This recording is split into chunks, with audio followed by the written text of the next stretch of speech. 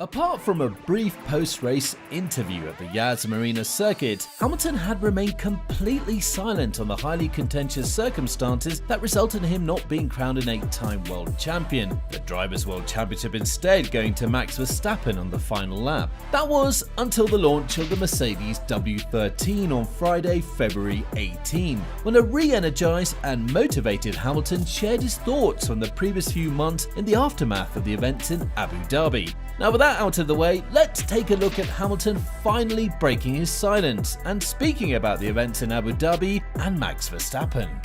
Now we've all heard this story before. Hamilton appeared set to clinch his 8th World Championship when Nicholas Latifi's Crash Williams required a safety car that allowed title rival Max Verstappen to pit for fresh soft tyres.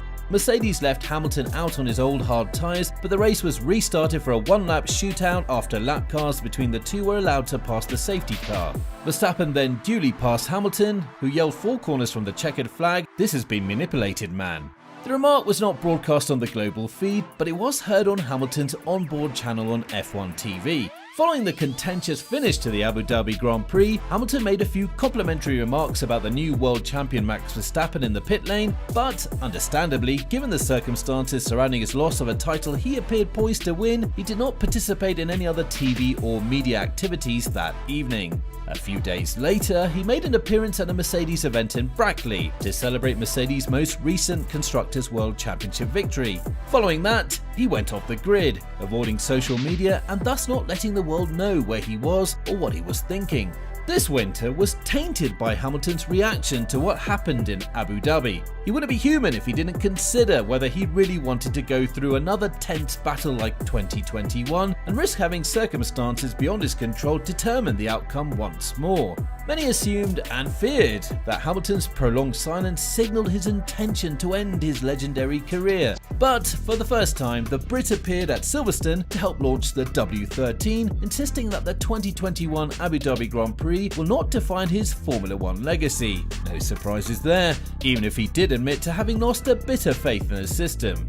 If you think that what you saw at the end of last year was my best, wait until you see this year. Of course, at the end of the season you think, and the question is whether you're willing to commit the time, the effort that it takes to be a world champion. I think a lot of people underestimate what it takes to be a world champion, and there are so many moving parts, it's not just turning up and driving the car. So yeah, the question is, do you want to sacrifice the time? Do you believe that you can continue to punch at the weight that you're punching? And so that's a normal kind of mental process for me. But of course, this one was compounded by a significant factor. Ultimately, in a sport that I've loved my whole life, there was a moment when I kind of obviously lost a little bit of faith within the system. Trust can be lost in a blink of an eye. To earn trust is built over a long period of time. But I'm generally a very determined person, and I like to think of myself, whilst moments like this might define careers, I refuse to let this define mine. And so I'm focused on being the best I can be and coming back stronger. Now, during the initial Mercedes launch, Hamilton stated that he had no intention of leaving the sport and simply wanted to be with his close friends and family during what he admitted was a difficult time for him. I never said I was considering retirement. It was obviously a difficult time for me, to be honest. I just unplugged, I switched off. I think that firstly, one side of it is, I deserve to be able to switch off at the end of the year anyway. I had my family around me, which was a rare occasion for us all to be together, and I just focused on being present with them. Obviously it took time to digest what happened, which is still difficult to fully understand everything. But what doesn't kill you makes you stronger, so I put my focus into training, getting healthy, and enjoying the time off. Meanwhile, Mercedes team principal Toto Wolff stated that Hamilton's departure was never a concern of his. I was never concerned that he was leaving. Within the team, we knew that he needed to take time to reflect on things and particularly to understand how he would come back in the best possible frame of mind. So there were, on our side, no worries about him not coming back. I think what he did was absolutely right, to take himself out of the microcosmos of F1 and step aside, and black out socially, and he's come back in a great mindset. He's positive, he's determined, and yet again, adversity that was thrown at him will make him stronger, and as he said, it's attack mode. So, Hamilton's upbeat demeanour was palpable at the unveiling of Mercedes' 2022 Challenger. He had his first face-to-face meeting with the media since Saturday in Abu Dhabi, albeit via Zoom, shortly after the live stream unveiling. In typical fashion, he extended a heartfelt welcome after those weeks of silence. I would have thought by now we'd be doing this in person after God knows how many years. It was obviously a difficult time naturally for me, to be honest. What I really love to say is a huge thank you to all of you. I've known many of you for a long time. We've been on this journey with me for these 15 or 16 years, but the support that you gave at the end of the year was just incredible, and I'm forever grateful to all of you. So thank you. Massi has since been fired as a result of his controversial decision in Abu Dhabi. He'll be replaced by a combination of Eduardo Freitas and Niels Wittisch, and the FIA will also implement a video referee, similar to VAR in football, both of which Hamilton welcomes. I think accountability is key, and we have to use this moment to make sure that this never happens to anybody else in the sport ever again. Everything that's been said by the FIA, I welcome that, but we have to make sure that we keep a close eye and make sure that we actually are seeing those changes, and rules are applied fairly and accurately, consistently. When asked if the FIA's changes would restore his trust, Hamilton indicated that the FIA is on thin ice.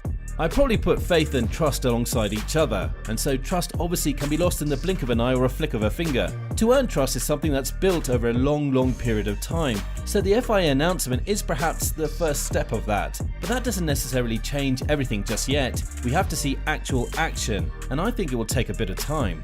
Hamilton congratulated Verstappen on the podium before disappearing on social media. For the British driver, everything that happened after he stepped out of his W12 is a bit of a blur. I don't remember what I said to Max, it's all a bit of a blur. I've not revisited it, I don't want to go backwards, I want to look forwards. Whilst we can't change the past, nothing will ever change the way and how I felt at the time and how I feel about the situation. Given how tense things were at the end of last year, Hamilton's most important words were reserved for a question about his relationship with Verstappen and the Red Bull team. To his credit, he diverted attention away from his Dutch opponent with a grace that some social media fans would do well to emulate. The final stage in Abu Dhabi hasn't made Hamilton angry or resentful of the current world champion. Indeed, Hamilton understands that Verstappen, as a driver, had no influence on what transpired.